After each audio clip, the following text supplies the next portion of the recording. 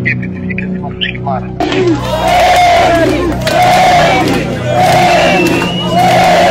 Παραμονές των δημοτικών εκλογών μετά τα μεσάνυχτα της 12ης Μαΐου του 2023, και ενώ μιλούσα με έναν φίλο και τον κάδερφό μου έξω από ένα μαγαζί στη Χιμάρα, με συνέβη. Η αστυνομία με έπιασε με πασποφόρο να χρηματίζω κάποιον. Όμως η καλή μου τύχη υπήρχε κάμερα η οποία έδειξε ακριβώς τι συνέβη.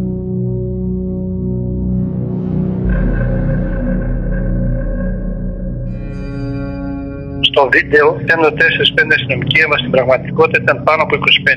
Είχαν κάνει απόβαση στην παραλία και στα γύρω μαγαζιά. Ο Αλβανός πρωθυπουργός Αντιράμα μια εβδομάδα πριν είχε μιλήσει στη Χιμάρα και με είχε ξεβρίσει.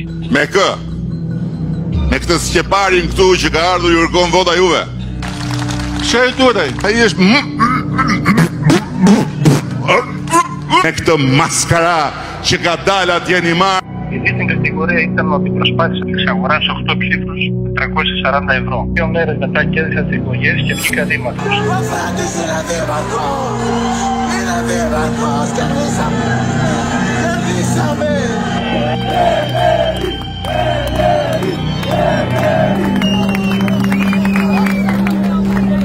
Από τότε με έχουν στη φυλακή.